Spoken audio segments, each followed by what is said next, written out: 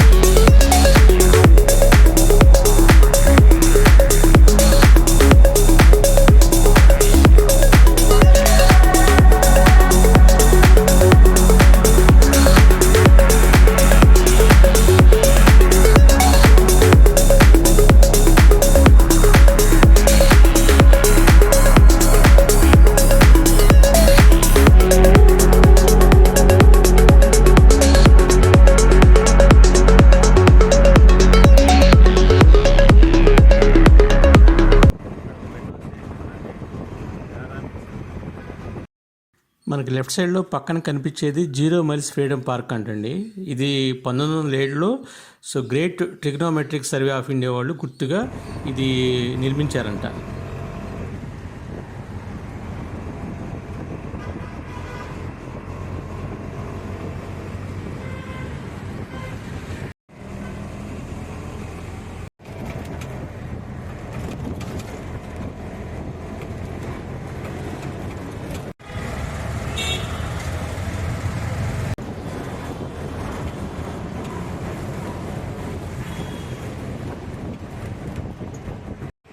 ఇది సంవిధాన్ చౌక్ అంటండి. అంటే మనం హైదరాబాద్లో చౌరాస్తా ఎలా అంటామో అలాగే ఒక చౌరాస్తా వస్తుందన్నమాట. దాని పేరు వచ్చేసి సంవిధాన్ చౌక్ అంట.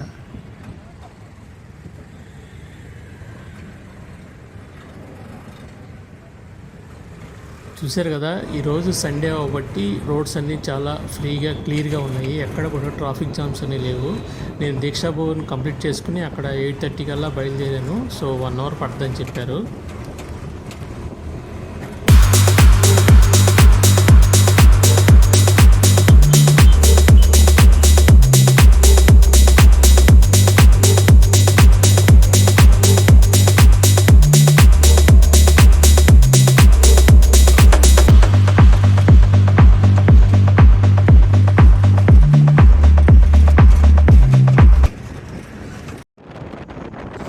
ఇక్కడ మనం చూస్తే పక్కన కొత్తగా మెట్రో లైన్ వేసారండి.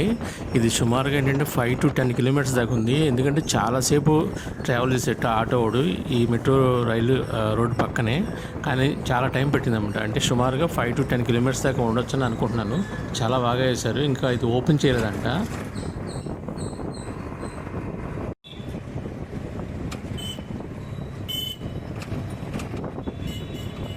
ఇంకొక విషయం ఏంటంటే, మీ అందరికీ తెలిసిందే ఇది. యాక్చువల్గా మహారాష్ట్రలో 2వ క్యాపిటల్ సిటీ అండి ఇది, నాగ్పూర్ అనేది. మహారాష్ట్రలో కూడా 3వ పెద్ద నగరం కూడా అంటారన్నమాట ఇది అన్నమాట. ఫస్ట్ క్యాపిటల్ బొంబాయి అయితే ఇది 2వ క్యాపిటల్ అన్నమాట.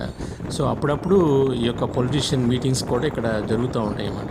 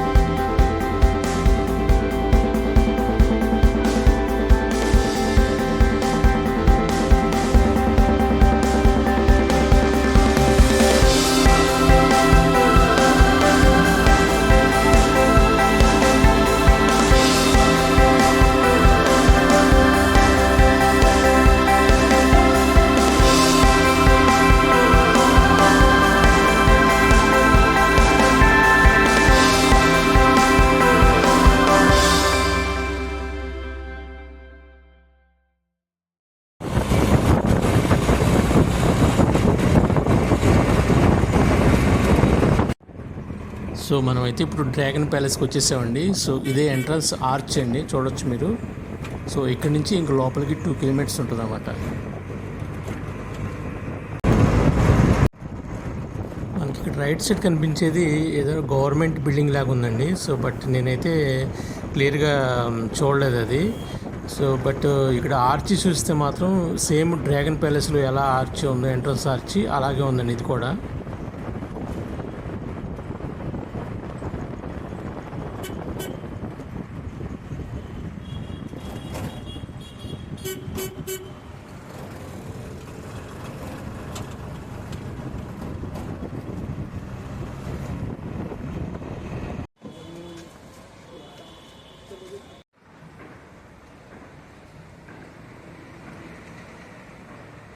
ఇక్కడ బొమ్మలు అన్నీ ఎలా ఉన్నాయి, మొత్తం అన్నీ కూడా బుద్ధుడు స్టాట్యూస్ ఎక్కువ ఉన్నాయి. ఇక్కడ బుద్ధుడు, అంబేద్కర్ బొమ్మలు ఎక్కువ ఉన్నాయి. సో ఇది ఎదురుగానే ఈ డ్రాగన్ ప్యాలెస్ అండి ఇది. సో 10 గంటలకు ఓపెన్ చేస్తారంట, ఇంకొక 5 నిమిషాలు ఉంది. ఇప్పుడే ఆటో అబ్బాయి నేను టీ తాగి వచ్చాము. ఓపెన్ చేసినాక మనం టికెట్ తీసుకుని లోపలికి వెళ్ళాలి. 10 రూపాయలు అంటే.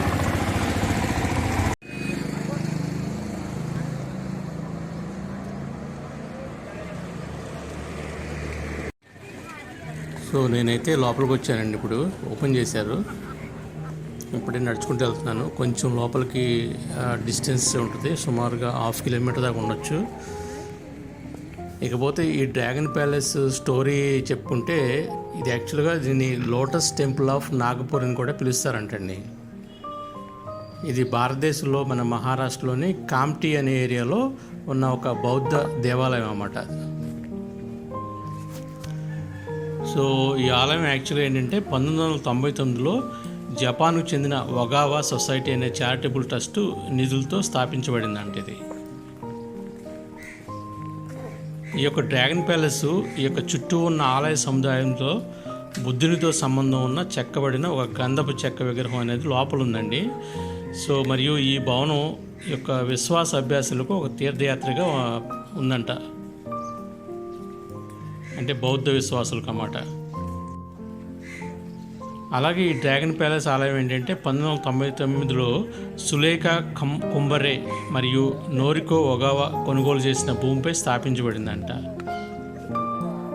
ఆ సమయంలో కుంబరే కామ్టీ మేయర్గా పనిచేస్తున్నారన్నమాట. అంటే ఆ కామ్టీ ఏరియాకి మేయర్గా ఈ కుంబరే ఆయన పనిచేశారంట.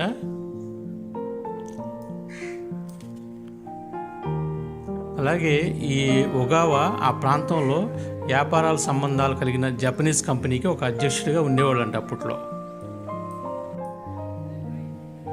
సో ఆ ఒగావా బౌద్ధ ధార్మిక కార్యక్రమాలకు దోహదపడే చారిటబుల్ ట్రస్ట్ అయిన ఒగావా ఫౌండేషన్ కూడా అధిపతిగా ఉండేవాడంట అప్పుడు. ఈ ఫౌండేషను డ్రాగన్ ప్యాలెస్ ఆలయాన్ని బౌద్ధ విద్య మరియు ధ్యానం కోసం ఒక ప్రదేశంగా, అలాగే ఇండో జపనీస్ స్నేహానికి చిహ్నంగా భావించారంట. అప్పట్లో ఫస్ట్ 10 ఎకరాలు ఉన్న స్థలాన్ని 2003లో 40 ఎకరాల వరకు విస్తరించారన్నమాట ఇది. సో దీని యొక్క స్టోరీ సంక్షిప్తంగా ఇదండి. చూశారు కదండి లోపల. సో కనపడేదే బుద్ధుని బొమ్మ అన్నమాట. సో ఇది యాక్చువల్గా గంధపు చెక్కతో చేశారంట. సో లోపల అయితే చాలా బాగుందండి, చాలా పీస్ఫుల్గా ఉంది. సో లోపల చాలామంది వచ్చి ప్రేయర్ చేసుకుంటున్నారు. బట్ మనల్ని అయితే రికార్డ్ చేయనివ్వట్లేదు. ఒకసారి చేశాను, బట్ వాళ్ళు వచ్చేసి ఆపేస్తున్నారు అన్నమాట. సో ఆ డిజైన్ కానీ అంతా కూడా చాలా బాగుంది. బిల్డింగ్ అయితే చాలా ప్రశాంతంగా అనిపించింది నాకైతే లోపల.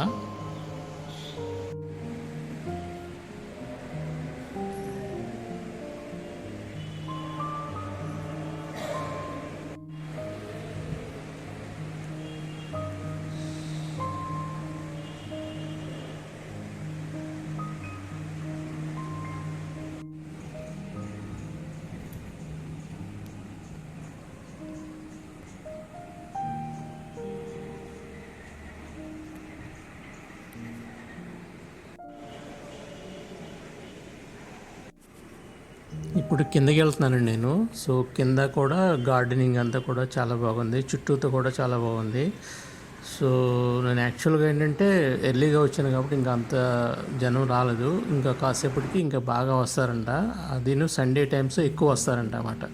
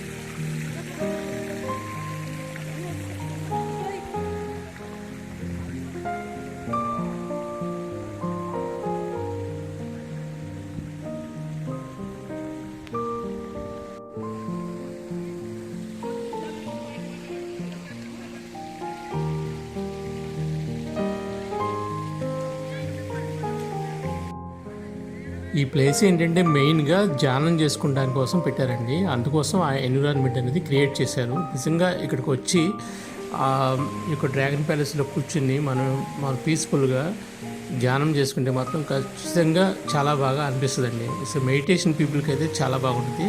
నేను అక్కడ చూశాను కొంతమంది లోకల్ పీపుల్స్, అక్కడ సరౌండింగ్ పీపుల్ వచ్చేసి మెడిటేషన్ చేసుకుని వెళ్తున్నారన్నమాట.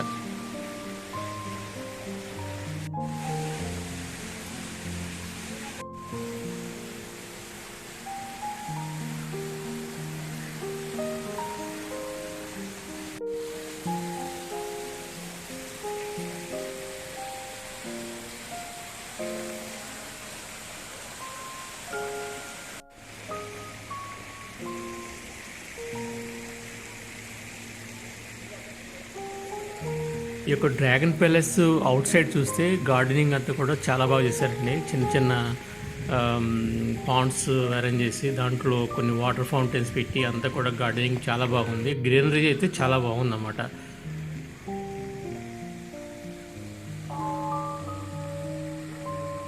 ఇప్పుడు గంట మోగిందండి. గంట మోగిందంటే మనకు అక్కడ ప్రేయర్ స్టార్ట్ చేస్తారని అర్థం అన్నమాట.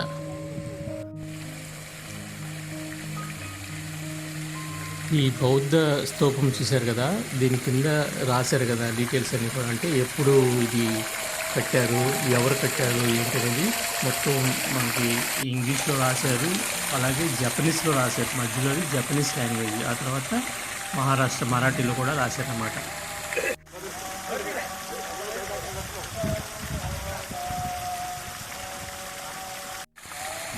చూశారు కదండి, ఇది ఒక బుద్ధిస్ట్ మాన్యుమెంట్ అండి. సో జపనీస్ లాంగ్వేజ్లో రాశారన్నమాట.